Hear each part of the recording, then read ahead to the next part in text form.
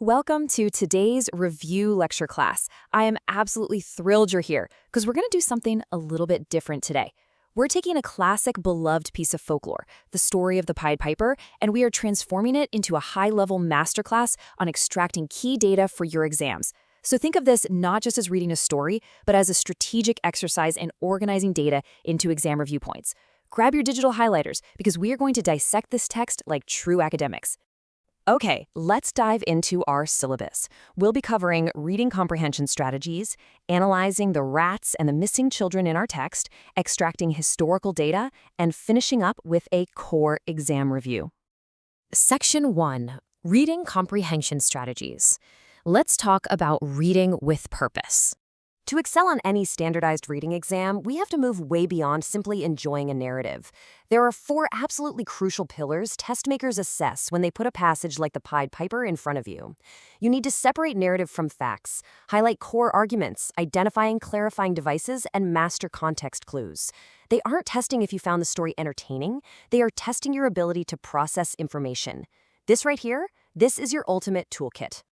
Section 2. Text analysis of Hamlin's rats. This is where we establish the conflict.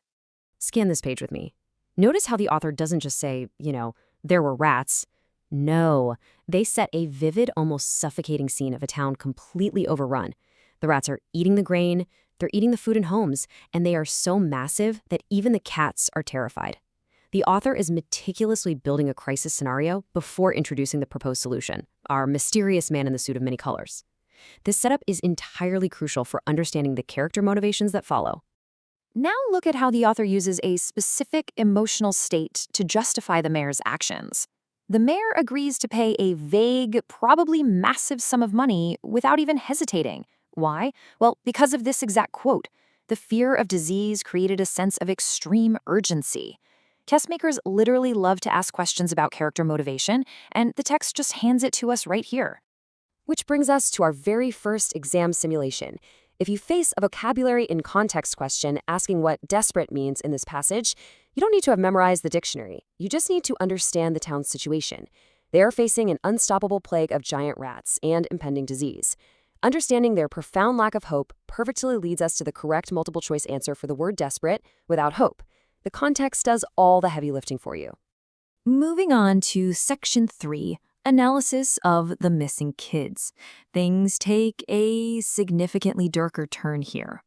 The conflict evolves. The Piper has completely solved the rat problem, but the mayor refuses to pay up. So the Piper returns, understandably furious, but instead of using his magic on pests, he uses a totally different tune to enchant the children of Hamlin.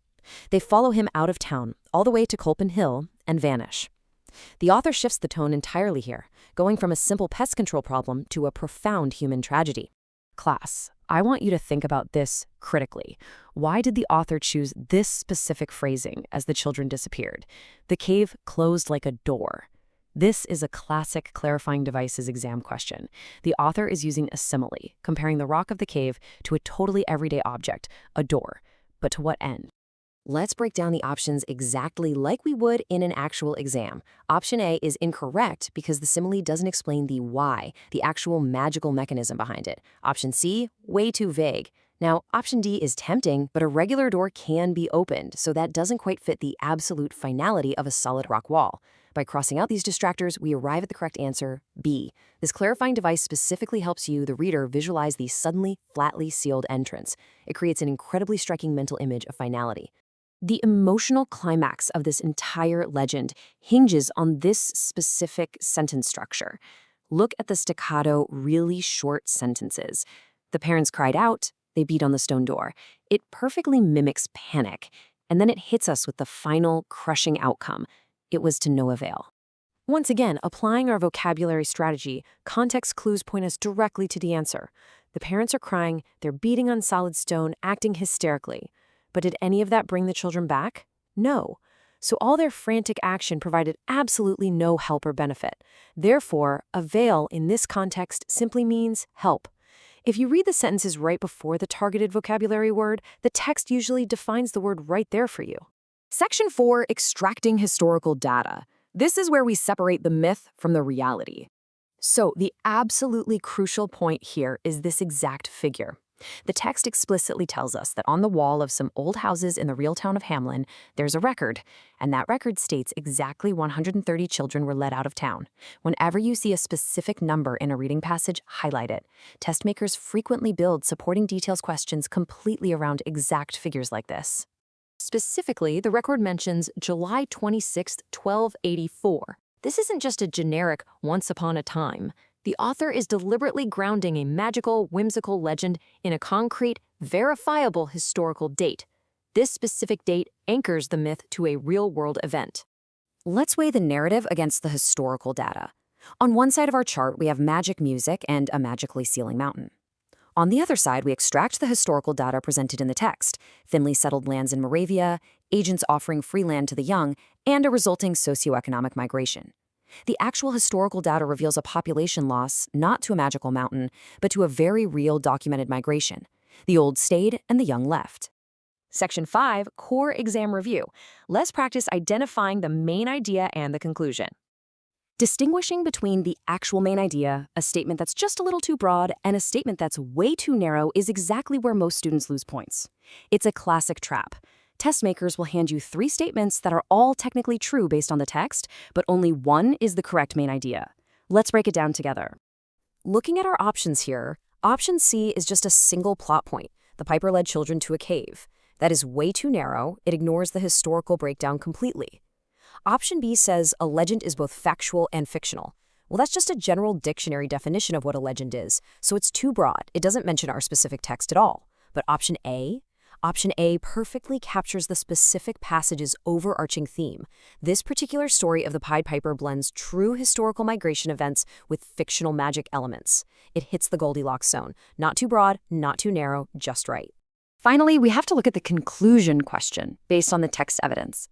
The text asks us to infer why people might blur the lines and believe the magical Piper story is factual. Let's evaluate the evidence. Why does this myth actually feel real? Well, it's because the author explicitly notes that Hamelin is a real town in Germany, today spelled Hamon. By anchoring a wild story in a geographical reality, a physical place you can literally point to on a map and go visit, it lends a heavy psychological weight to the fiction. So option B is our logical conclusion drawn directly from the text. So, what is the grand synthesis of our analysis today? The overarching conclusion implied by the author is that sad stories in folklore are frequently just the packaging for true historical migrations, plagues, and massive societal shifts. They were ways for ancient cultures to process trauma and demographic changes way before the era of modern record-keeping. And that is exactly how you deconstruct a text. You don't just passively read words, you interrogate them. You look for the dates, the numbers, the context clues, and the author's hidden structure. Class dismissed for today, but I'm going to leave you with this. The next time you read a simple bedtime story, ask yourself, what dark historical truth is hiding just beneath the surface?